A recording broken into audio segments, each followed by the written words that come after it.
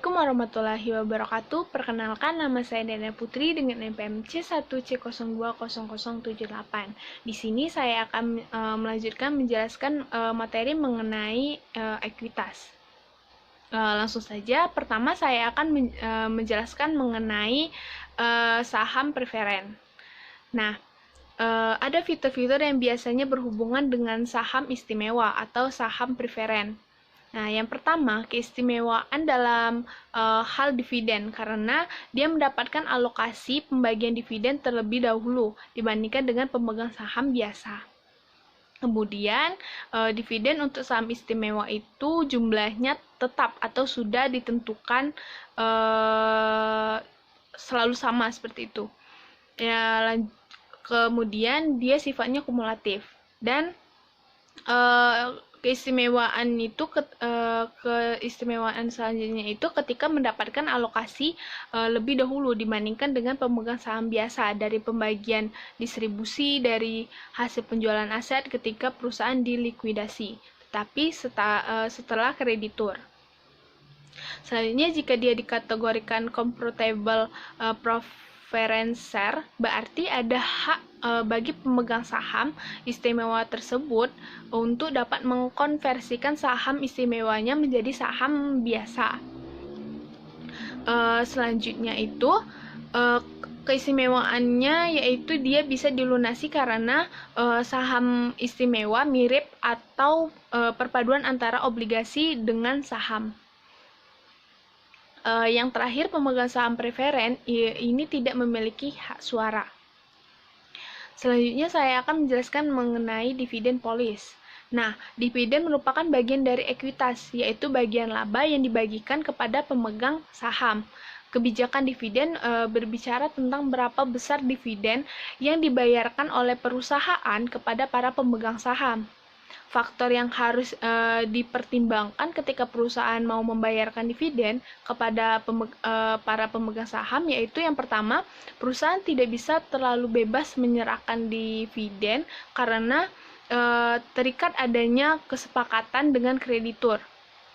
Nah, kemudian terkait dengan jumlah dividen yang dibayarkan itu juga terkait dengan kewajiban perusahaan untuk memenuhi secara aturannya, karena perusahaan berkewajiban membagikan dividen kepada pemegang saham. Untuk memenuhi kewajiban tersebut, maka perusahaan harus tetap mempertimbangkan bahwa setiap tahun dia harus membayarkan dividen kepada pemegang saham. Kemudian dia juga harus mempertimbangkan bahwa kemungkinan perusahaan itu punya kesempatan untuk tumbuh sehingga membutuhkan dana untuk melakukan ekspansi perusahaan atau memperluas skala perusahaan.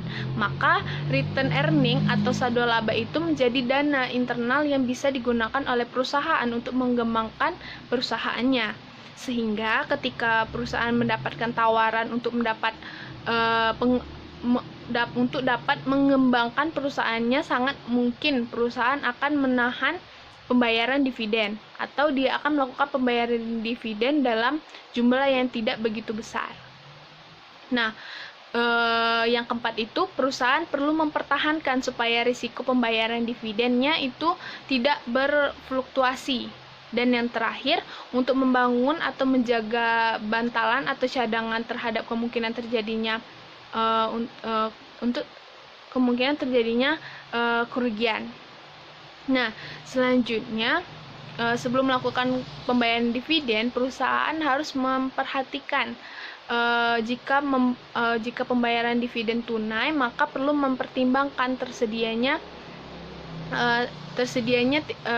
kas atau tidak yang mencukupi yang dimiliki oleh perusahaan untuk membayar dividen.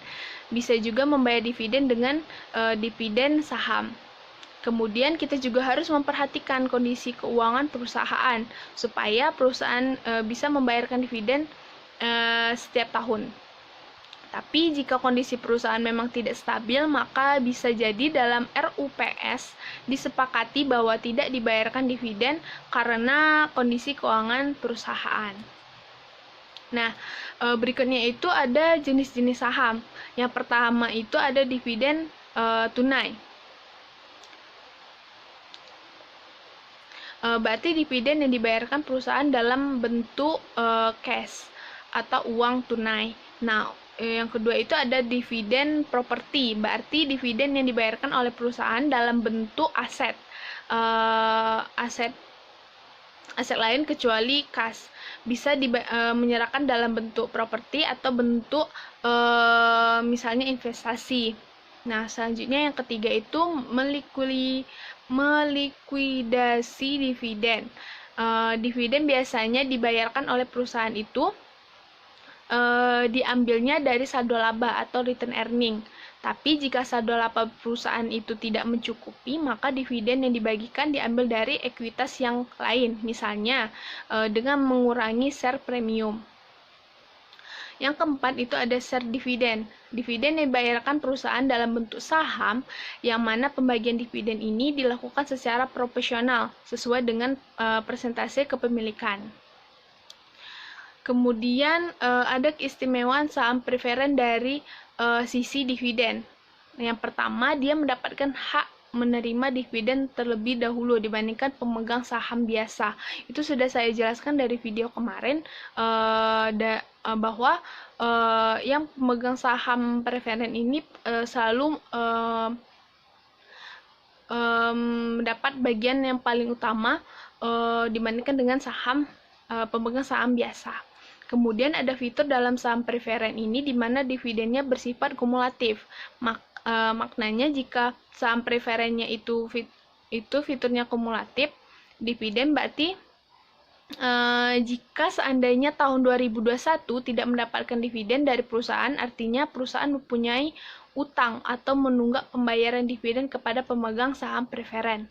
Kemudian pada tahun 2022 perusahaan memperoleh laba dan memutuskan membagikan dividen, maka para pemegang saham memperoleh dividen yang tertunggak di tahun 2021 dan dividen tahun 2022.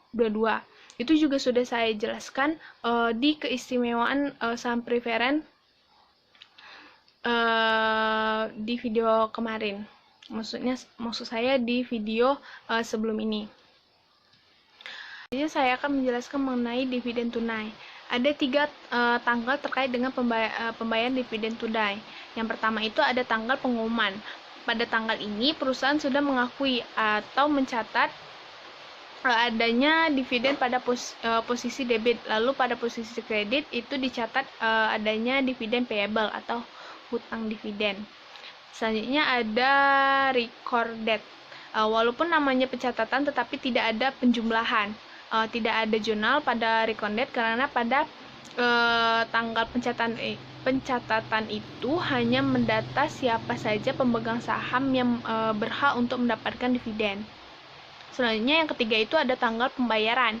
Nah, pada tanggal pembayaran ini berarti perusahaan akan mendebit atau menghapus akun dividen payable dan mengkredit akun cash karena sudah mengeluarkan cash dan menghapus akun dividen payable. Dalam pembayaran dividen tunai harus memiliki return earning karena biasanya dividen ini diambil dari saldo laba yang harus mempunyai cash yang mencukupi, dan pengumuman dividen itu harus dilakukan oleh Board of Director. Board of Director kalau versinya Amerika diartikannya adalah Dewan Komisaris, sedangkan jika di Indonesia Board of Director itu lebih diartikan sebagai Dewan Direksi. Nah, yang selanjutnya itu dividen properti. Jadi jika dividen properti yang dibayarkan oleh perusahaan bukanlah dalam bentuk cash atau uang tunai, tetapi dia menyerahkan seperti properti atau aset lain selain cash. Nah, contohnya dalam bentuk investasi itu juga bisa pada saat perusahaan mengumumkan bahwa dia akan membagikan dividen properti, maka yang harus dilakukan perusahaan adalah dia harus menilai berapa nilai properti atau aset selain cash yang akan diserahkan sebesar nilai wajar. Nah, karena perusahaan menilai kembali, maka akan ada perbandingan antara nilai wajar dengan nilai yang tercatat. Karena adanya perbandingan ini, maka ada dua kemungkinan yang terjadi, yaitu bisa terjadi kerugian atau menjadi keuntungan. Selanjutnya itu ada dividen likuidasi. Nah, berarti dividen ini biasanya diambil dari saldo laba atau return earning.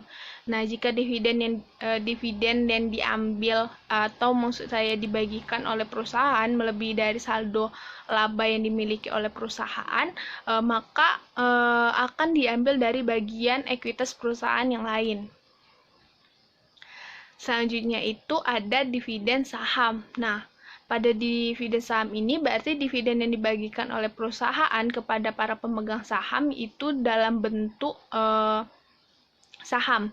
Jika kita memutuskan untuk membagikan dividen dalam bentuk saham, maka pada saat saham itu diserahkan, ada transaksi penerbitan saham. Nah, pembagian dividen ini biasanya dilakukan secara pro rata basis. Artinya pemegang saham yang memiliki presentasi kepemilikan saham lebih besar akan mendapatkan bagian yang paling besar.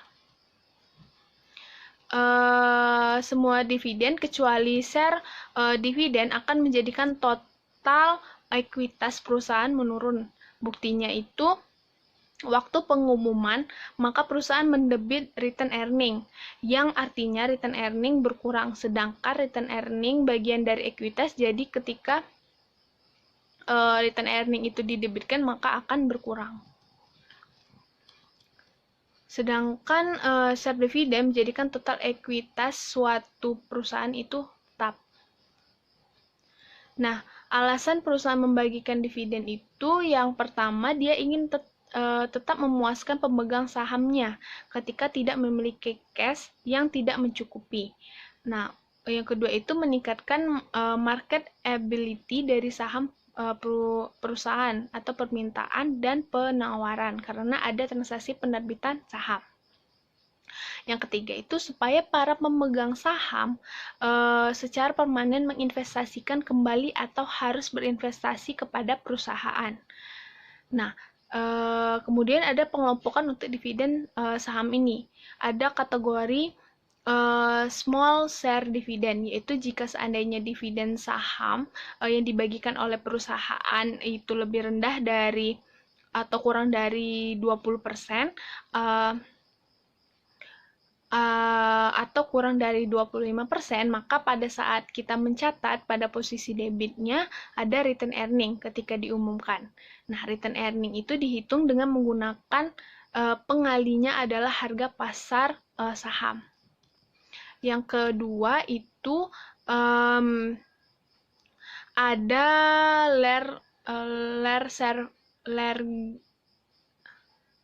share dividend.